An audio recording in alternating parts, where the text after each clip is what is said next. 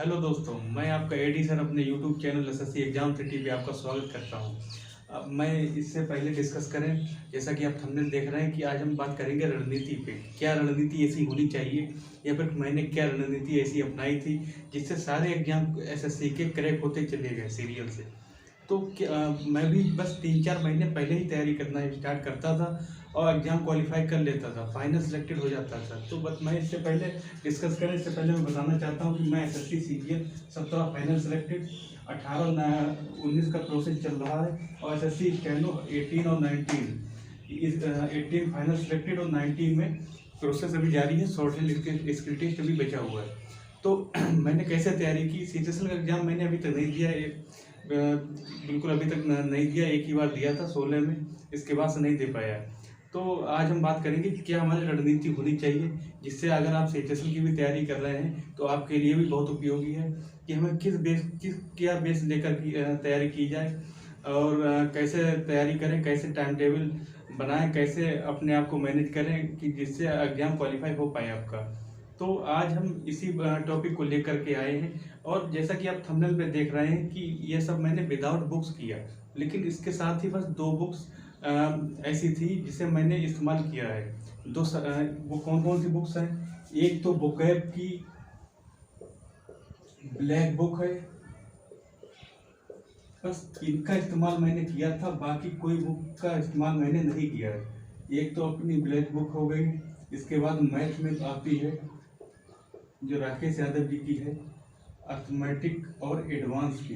बस इनकी बुक्स को छोड़ करके मैंने सारे विदाउट बुक्स के ही एग्जाम को क्रैक किए हैं, सभी एग्जाम। तो उसकी क्या रणनीति होनी चाहिए? तो ये रही रणनीति हमारी। तो इसे मैंने अपनाया और सक्सेस मिली। इसे आप भी अपना सकते हैं, इसका लाभ ले सकते हैं। तो कैसे करना है इसे, उस पर आइए बात करते हैं कि जीएस को मैंने क्या किया था। जीएस को मैंने इसको 3 पार्ट्स में डिवाइड कर दिया था। जीएस में क्या बेसिकली होता है, 2018 के बाद से जब से टीसीएस ने कमान संभाली है एग्जाम कंडक्ट कराने की, तब से थोड़ा सा बदलाव आया है। उसी बदलाव को देखते हुए ही मैंने अपनी रणनीति बनाई थी। तो 3 चीज़ों में डिवाइड कर देते हैं, करंट स्टैटिक और बेसिक एनसीईआरटी या फिर लुसेंट। मैंने तो लुसेंट पढ़ी थी, पर अगर आप एनसीईआरटी भी पढ़ लेते हैं तो ज़्यादा बेहतर रहेगा। तो इसे आप कर लीजिए। 1 घंटा आपको देना है करंट अफेयर्स को। इसके बाद आप करंट स्टैटिक आप यूट्यूब से कर सकते हैं। करंट में क्या करना है आपको, करंट में आप 1 आवर की 1 घंटे तक आप कहीं भी मंथली वीडियो देखिएगा। आपको जैसा कि पता है एसएससी सीजीएल में करंट जो आती है वो ज़्यादा डीप अब नहीं पूछी जा रही, सीधा सीधा क्वेश्चन पूछा जा रहा है, थीम पूछी जा रही, योजना पहल डायरेक्ट क्वेश्चन आ रहा है, पुरस्कार जितने भी हैं वो डायरेक्ट क्वेश्चन आ रहे हैं। तो आप इसे 1 घंटे आप ना लिखिएगा, कुछ ना करिएगा, बस आप इसे देखिएगा। रोज़ 1 घंटे बस ईयरफोन लगा के आप देखते रहिए। किसी एक चैनल को फॉलो करिए, मंथली उठाइए, ना कि डेली वाली। मंथली में अगर कोई वीकली भी दे रहा है तो वो भी बेहतर है। वीकली मेरे हिसाब से डेली से ज़्यादा बेहतर रहेगा आपके लिए। तो मैं वीकली ही करता था। वीकली करते करते मैं उसे वीडियो को कई बार कंप्लीट कर लेता था, जिससे क्वेश्चन मुझको रट जाते थे। चाहे कुछ भी हो, 1 घंटे लेटे लेटे ही देखते रहें, लेकिन हमें देखनी है तो 1 घंटे हमें इसको देना ही देना है। कोई ज़रूरी नहीं जैसे ही कंप्लीट हो जाए उसके बाद फिर से उस वीडियो को देखने लगिए, लगातार देखते रहिए। कोई वर्क भी है या फिर जो लोग किराए पर रहते हैं वो खाना बनाते टाइम भी चला सकते हैं, देखते रहे। तो 1 घंटे, वो भी 6 मंथ, लास्ट 6 मंथ मान सकते हैं। जैसा कि इस बार सीजीएल पोस्टपोन हुआ है तो 2 डेट हो सकती हैं। एक तो प्रीवियस डेट, उस डेट को लेकर के हो सकता है करंट अफेयर्स पूछी जाए, या फिर हो सकता है जो नई डेट आए उसको लेकर के पूछी जाए। तो आप दोनों के बेस मानिएगा। करंट अफेयर्स जो 6 मंथ है वो आप दोनों की तैयार कर लीजिएगा। तो दोनों की अगर आपको ज़्यादा डीप पढ़ेंगे तो आप गारंटी से बिल्कुल तैयार नहीं कर पाएंगे उसे। आप नहीं पढ़ पाएंगे, जो क्वेश्चन पूछे जाएंगे वो छोड़ देंगे। तो आप उतना ही पढ़िए जितना एग्जाम में पूछा जाता है। आप 6 मंथ की कंप्लीट कर लीजिए। अगर एग्जाम दिसंबर में होता है तो जून से स्टार्ट कर दीजिए, या फिर हो सकता है लास्ट जो डेट थी उसको बेस बना के अगर किया जाए तो आप जनवरी से पढ़ लीजिए। तो आप 6 मंथ, लास्ट 6 मंथ की कर लीजिए, अगर 5 मंथ भी कर लेते हैं तब भी कोई दिक्कत नहीं है। आप इस तरह से करेंट करिएगा। और करेंट प्लस स्टेटिंग में ये बता रहा हूँ कि आजकल TCS के पैटर्न को लेकर के एक ट्रेंड चल रहा है कि स्टेटिक कराई जाती है। तो आप करंट से जो स्टेटिक निकलती है उन चैनल्स को फॉलो करिए, उनसे करंट पढ़िए। इसमें भी लगभग थोड़ी लंबी क्लास जाती है, लगभग 2 घंटे में आप कंप्लीट कर लीजिए। इसे आपको लिखने की ज़रूरत पड़ेगी, बिल्कुल स्पष्ट सी बात है। इसे मैं लिखा करता था, डेली लिखता था। लगभग 1.5 घंटे की क्लास हुआ करती थी उस समय, तो 1.5 घंटे लिखा करता था पहले मैं। उसके बाद एक बार सरसरी तौर पे उसे रिवाइज कर लेता था। बस इससे ज़्यादा नहीं करना है। उसे ये ज़रूरी नहीं कि आप 1.5 घंटे क्लास को रटिए बार बार रटिए, कोई ज़रूरी नहीं रटिए। आप चीज़ें रिपीट होती रहती बार बार, तो वो आपको एक दिन याद हो ही जाएंगी। तो आप एक बार पढ़ लीजिए, बस समझ लीजिए, इस तरह से आप करते रहिए। तो 2 घंटे इसीलिए हमने दिए हैं करंट स्टैटिक के लिए। बेसिक NCERT या फिर लुसेंट, मैंने तो लुसेंट की थी, आप NCERT भी कर सकते हैं। इसके लिए 1 घंटा दीजिएगा, 1 घंटे से ज़्यादा ना दीजिए। इसके बाद बात करते हैं हम इंग्लिश की। तो इंग्लिश की जब हम बात करते हैं तो द हिंदू 2 घंटे, तो अगर द हिंदू न्यूज़पेपर एडिटोरियल को देना है तो इसके लिए भी आप ये प्रोसेस अपनाइए जो मैं अपनाया करता था। पहले मैं कहीं से भी एक वीडियो देखता था, उसमें पहले मैं एडिटोरियल जो पैसे होते थे उन्हें यूट्यूब जो टीचर हैं उनकी मदद से पहले पढ़ता था। उसके बाद फिर अपने आप पढ़ने की कोशिश करता था। उसमें जो कुछ बुकें होती थी उन्हें नोट कर लेता था। तो पर डे ज़्यादा से ज़्यादा कुछ ही बुकें निकलती हैं, 30-35 निकल आएंगी ज़्यादा से ज़्यादा। तो आप जितना पढ़ सकते हो उतना पढ़िए, 2 घंटे में जितनी तेज़ी से पढ़ने की कोशिश करें। इससे ये होगा कि आपका कॉम्प्रिहेंसिव पार्ट है वो क्लियर हो जाएगा। कॉम्प्रिहेंसिव पार्ट क्लियर होते ही आप बहुत से नंबरों के मालिक बन जाएंगे, जैसे कि PQRS, पैराजम्बल्स आप जानते हैं, पैसेज, क्लोज टेस्ट और भी कई सारी चीज़ें हैं जिसमें ये कॉम्प्रिहेंसिव पार्ट होता है, जिसमें आपको की अंडरस्टैंडिंग चेक की जाती है। तो आप इसे जब करेंगे तो आप यकीन मानिए कि आप पैसेज को समझ भी पाएंगे और उसको कम से कम समय में क्लियर भी कर लेंगे। उससे नंबर पूरे आप सिक्योर कर लेंगे। तो द हिंदू आप 2 घंटे पर डे करिए, वो कैब 1 घंटे जैसे आप ब्लैक बुक भी कर सकते हैं, या फिर आपके पास जो भी बुक्स हो उसे कर लीजिए, या फिर आपके पास कोई ट्रिक्स वाली बुक हो, ये कहीं से भी मिले, चाहे आप वीडियो देखते रहिए चाहे कुछ भी करते रहिए, तो आप उनसे रोज़ रिवाइज करिए। आप कभी कभी लगता होगा हमें याद नहीं होती, बुकें याद नहीं होती, कई प्रयास करते हैं नहीं याद होती, करते रहते हैं, लेकिन इसमें क्या होता है, इसमें आपको पढ़ने से ज़्यादा रिवाइज करना होता है। तो आप रिवाइज करिए, बुकैब को 1 घंटे बस कर लीजिए, और 1 घंटे में भी 50 मिनट तो बुकैब करिए, 10 मिनट में उसे रिवाइज करिए। आप डेली उसे करते रहिए, आप बढ़ते चले जाइए। आप भूल जाइए कि मैंने पढ़ी है, आप आगे बढ़ते चले जाइए। जब बुक कंप्लीट हो जाए उसके बाद फिर से स्टार्ट कर दीजिए। जब आप कई बार 2-3 बार बुक्स को कंप्लीट करेंगे उसके बाद आपको बिल्कुल कंठस्थ बुकैब याद हो जाएगी। आप और नहीं भी याद होगी तो आप ऑप्शन देख के भी उसे लगा देंगे, आपके नंबर पूरे सिक्योर हो जाएंगे। तो बुकैब पार्ट तो बहुत ज़रूरी है, ये आपका द हिंदू से भी निकलता रहेगा। इसके बाद आप 1 घंटे अलग से भी देते रहिए। उसके बाद आता है ग्रामर। तो ग्रामर की बुक कोई नहीं करनी है आपको। जो एरर आते हैं ये पैसेज में, उसके लिए आप बुक कोई ना इस्तेमाल करें। मैंने तो नहीं इस्तेमाल की थी। अगर आपको ज़्यादा लगता है ज़्यादा ही स्थिति खराब है तो फिर आप इस्तेमाल कर सकते हैं। जो ग्रामर है वो हमने 10th में भी पढ़ी है, 12th में भी पढ़ी है, बेसिक सारा कॉन्सेप्ट क्लियर है। फिर भी हम लोग बुक्स ऐसी ले लेते हैं जिनमें बहुत इतने ज़्यादा रूल्स होते हैं जिनकी हमें आवश्यकता भी नहीं होती।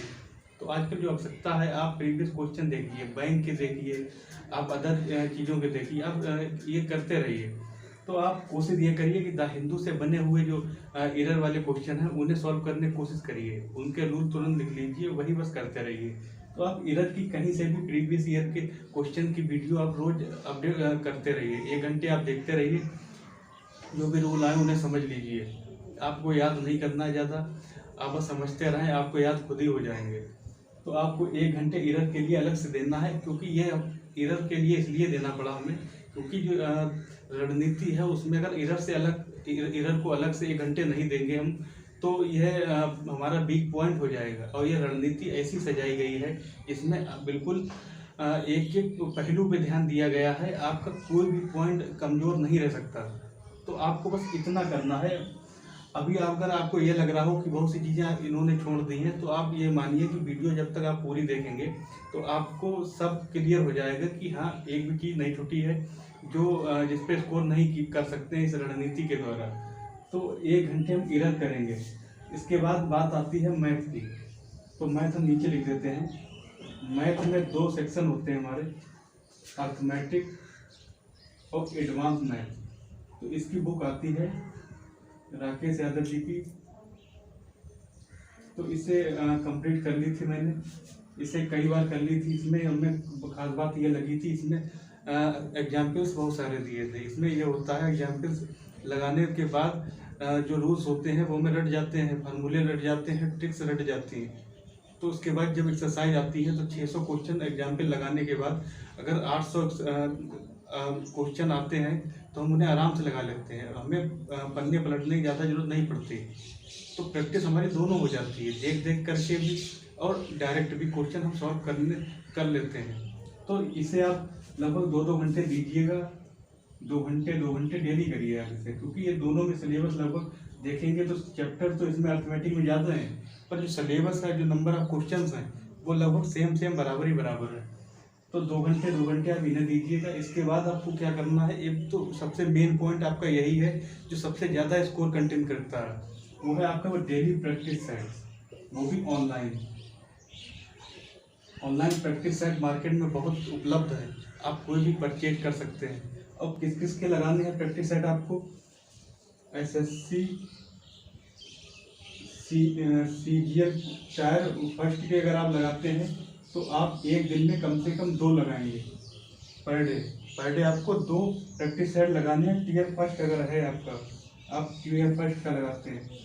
अगर टीयर 2 का लगाते हैं आप तो 1 प्रैक्टिस सेट लगाइएगा। इसके बाद इसी तरह से हम कह सकते हैं एसएससी सीएचएसएल के सेट आपको मिल जाएंगे। आप कई प्लेटफॉर्म हैं उनसे उपलब्ध हैं, तो जिसमें कई सारे हों उससे स्टार्ट करिएगा। तो एसएससी सीएचएसएल के जो उठाइएगा जब, तो इसे भी कम से कम पर डे 2 लगाइएगा, 2 सेट पर डे। और 2 सेट पर डे आपको लगाने हैं। आपको इससे होगा फायदा होगा कि आपकी जो बैठने की कैपेसिटी है, जो स्टेमिना है वो बढ़ेगा। आपका जो दिमाग माइंड है वो क्वेश्चन से फाइट करने की उसकी टेंडेंसी बढ़ेगी। तो इसलिए मैं बता रहा हूँ कि आप सीजीएल मेंस के साथ में ही लगाना जरूरी है। आप स्टार्ट किसी से भी कर सकते हैं, पर आपको 2 घंटे बैठने की प्रैक्टिस करनी होगी, क्योंकि आपको पता है सीजीएल मेंस 2 घंटे के एग्जाम होते हैं। तो आप नहीं बैठ पाएंगे तो आपको बहुत दिक्कत होगी। इसके बाद आता है एसएससी सीपीओ। इसके बाद आता है एसएससी स्टेनो। तो इनके सेट्स और एसएससी सीपीओ के सेट्स चाहे टायर फर्स्ट हो, अगर फर्स्ट है तो फिर 2 लगाइएगा, इसका तो 1 ही काफ़ी है। इसका टायर 2 का है तो आप 1 सेट लगाइए। तो मतलब एक साथ सभी नहीं लगाना, आप चाहे स्टार्ट किसी एक से कर सकते हैं। मान लिया आप स्टार्ट करते हैं एसएससी स्टेनो से, तो उसका आपको पता है जिस टेस्ट की टाइमिंग 2 घंटे है तो आपको वो 1 ही बार लगाना है, और 2 घंटे की टाइमिंग होगी। उसके बाद आपको क्या करना है, रिवाइज उसे, उसके सलूशन है वो फटाफट देखने हैं 1 घंटे के अंदर। कोई ज़रूरी नहीं आपको लगता है कि हमें याद नहीं होता, कोई दिक्कत नहीं, आपकी प्रैक्टिस जारी है। तो इसके बाद एसएससी स्टेनो के जब कंप्लीट हो जाएंगे तो आप अपने में जो परचेज प्लेटफॉर्म, जिस प्लेटफॉर्म से आपने टेस्ट परचेज किए हैं उस पर लगाइएगा। इसके बाद गूगल पे डाल दीजिए एसएससी स्टेनोग्राफर, या फिर जिसके भी आप सेट चाहते हैं उस पर कई सारे मॉक टेस्ट फ्री मिल जाते हैं। अलग अलग वेबसाइट्स पे क्लिक करिए और उन्हें दीजिए। तो इस तरह से आप कर सकते हैं कि हाँ, डेली आप करते रहिए। स्टेनो के सारे कंप्लीट हो जाने के बाद आप सीपीओ के लगाइए, उसके बाद सीएचएसओ के लगाइए, और जब डेट एसएससी सीजीएल की अनाउंस हो जाए तो आप सीजीएल के लगाना शुरू कर दीजिए। तो आपको मेंस साथ में लेके चलना है, क्योंकि कभी कभी ऐसा भी होता है मेंस के लिए टाइम नहीं मिलता। डायरेक्ट एग्जाम 2-3 महीने में करा दिया जाता है तो आप उसमें कवर नहीं कर पाएंगे। वो प्री से कई गुना ज़्यादा आपको मेहनत करनी होगी मेंस के लिए। तो आप मेंस की तैयारी पहले ही करते रहिए। तो ये जो रणनीति है वो मेंस को भी साथ में लेकर के बनाई गई है। तो आप एक बार तैयारी करेंगे, आपका मेंस भी तैयार हो जाएगा। उसे भी आप एक ही बार में क्वालिफाई कर लेंगे। तो आप इस तरह से तैयारी करिए, आप अच्छा स्कोर करेंगे। हाँ, तो इसके बाद आपके तीनों कवर हो गए। आप सोच रहे होंगे कि अरे रीजनिंग कहाँ चली गई। तो रीजनिंग के लिए, अगर रीजनिंग के लिए यही टिप्स है कि रीजनिंग को आपको अलग अलग से नहीं करनी है। मैंने अलग से कोई रीजनिंग कभी नहीं की थी। स्कोर हमेशा अच्छा किया है। 50-50 भी एक बार मैं कर चुका हूँ 2017 में। तो 40+ हमेशा रहते हैं। तो मैंने कैसे तैयारी करता था, तो मैं तैयारी ऐसे ही करता था कि यह रणनीति अपनाने के बाद जब हम प्रैक्टिस सेट्स पे आते हैं तो प्रैक्टिस सेट से क्या एक्स्ट्रा चीज़ें हमारी क्लियर होती हैं वो हम आज बात करते हैं। अब बात करते हैं जो चीज़ें इसमें से छूट गई हैं हमारे सिलेबस से, जो हमारी रणनीति से चीज़ें छुटी हुई हैं वो इसमें सब कवर हो जाती है प्रैक्टिस सेट्स में। कुछ चीज़ें ऐसी हैं जिनकी तैयारी हम अलग से नहीं कर सकते, तो उनकी तैयारी हम इसके द्वारा कर सकते हैं, प्रैक्टिस सेट्स के द्वारा।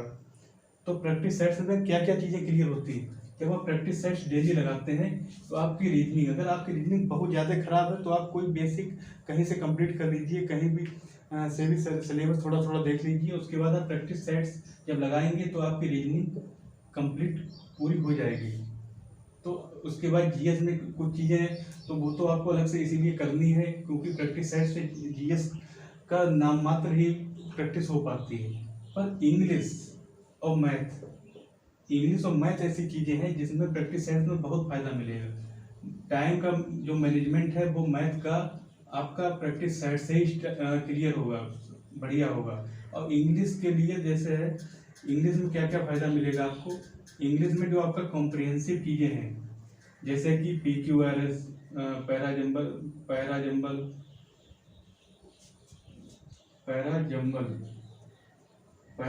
है, पैसेज है, इनकी प्रैक्टिस आपकी अच्छी हो जाएगी। क्लोज टेस्ट है, नरेशन है, इनकी प्रैक्टिस ऑटोमेटिक इतनी हो जाएगी, आप यकीन नहीं मानेंगे, आप बिल्कुल इतना ज़बरदस्त स्कोर करने लगेंगे। और भी चीज़ें हैं जो लास्ट ईयर वोकैब आई हुई है वो उसकी भी प्रैक्टिस हो जाएगी। तो सबसे ज़्यादा फ़ायदा तो प्रैक्टिस सेट्स का इंग्लिश वालों के लिए मिलेगा, उससे थोड़ा कम मैथ में फ़ायदा मिलेगा। और रीजनिंग में तो आपकी पूरी रीजनिंग ही कंप्लीट होने वाली है। तो प्रैक्टिस सेट्स इसीलिए इसमें लगाया गया था, इसे आप डेली आपको एक करना है। तो अगर आप यह रणनीति, आप चाहे स्क्रीनशॉट ले लीजिए चाहे आप लिख लीजिए, अगर आप यह रणनीति अपनाते हैं तो आप एक बार ट्राई करिएगा, आप बहुत ज़बरदस्त स्कोर करेंगे। तो अगर इसके लिए आपको पैराजंबल अलग से करने की जरूरत नहीं है, पैसेज भी अलग से करने की जरूरत नहीं। आजकल पैसेज में देखा जा रहा है कि अंडरस्टैंडिंग पूछी जा रही है काफ़ी, तो फ्री में तो थोड़ा बहुत ईजी आ जाता है, पर मेंस में आप बिल्कुल इस भरोसे ना बैठे कि जो इसका टीयर फर्स्ट में है वही टीयर 2 में भी होगा, उसमें काफ़ी चीज़ें बदल जाएंगी। तो इसके लिए पैसेज जब आप लगाएंगे टायर 2 के और SSC स्टेनोग्राफर के, तब आप खुद ही देख समझ जाएंगे कि पैसेज वो नहीं है कि आप आराम से आंसर ढूंढ लें। पैसेज में आपको इसके लिए बहुत डीप एनालाइज करना पड़ेगा, अंडरस्टैंडिंग अच्छी रखनी पड़ेगी और आपको एक फुल स्पीड से क्वेश्चन सॉल्व करने पड़ेंगे। इसमें क्लोज टेस्ट आप कई सारे क्वेश्चन लग जाएंगे। मान लिया कि आपने अभी लगाना शुरू कर दिया और आप लगभग एग्जाम तक 100 भी लगा जाते हैं, तो आप मान सकते हैं कि अगर दो पैसे भी आते हैं तो आपके 200 पैसे तैयार हो गए। अब आपको पैसेज में झुकाने वाला कोई नहीं जो आपसे नंबर छीन ले, ऐसा कोई नहीं। इसी के साथ आपके क्लोज टेस्ट जो है वो भी करीब 2 या फिर 4, अगर 4 करते हैं तो 400 क्लोज टेस्ट कंप्लीट हो जाते हैं। 400 मतलब है क्वेश्चन तो आपके बहुत सारे हो गए, इसे अभी 5 से 10 से मल्टीप्लाई कर देंगे तो और हो जाएंगे, पर इतने क्वेश्चन तैयार हो जाएंगे हमारे। नरेशन तो आप पूछिए ही मत। नरेशन अगर पर डे अगर 10-15 जो भी करते हैं तो बहुत पर डे करते हैं तो 1000 से ऊपर आपके कंप्लीट हो जाएंगे। इसी तरह से इन चीज़ों की तो प्रैक्टिस इस तरह से हो जाएगी कि आपसे ये क्वेश्चन ये नंबर कोई लेने वाला ही नहीं, आपके नंबर फुल से फुल आ जाएंगे। इंग्लिश में जो लोग टॉपर होते हैं वो लोग 100% एक्यूरेसी के साथ स्कोर करते हैं, वो इसी वजह से कर जाते हैं क्योंकि वो मॉक टेस्ट से ही चीज़ें अच्छी करते हैं, ना कि बुक्स से आप करेंगे अच्छी चीज़ें ठीक करेंगे तो आपको टाइम बहुत लगेगा, मेहनत भी बहुत लगेगी और जो आउटपुट है वो बहुत कम मिलेगा। तो हमारी यही स्ट्रेटेजी रही थी आप नोट कर लीजिएगा, स्क्रीनशॉट ले लीजिए। और वीडियो अच्छी लगी हो तो लाइक कर लीजिए। और ऐसी कोई भी आपको कोई समस्या आ रही हो तो आप कमेंट बॉक्स में अपनी समस्या पूछ सकते हैं। हमारे चैनल को सब्सक्राइब कर लीजिए, जुड़े रहिए ऐसी नई अपडेट्स। और आप कोई भी आपको परेशानी हो, कोई भी तैयारी करने में दिक्कत हो तो आप उसके बारे में पूछ सकते हैं। आपको हमारी टीम द्वारा जानकारी जल्द से जल्द उपलब्ध करा दी जाएगी। Thanks for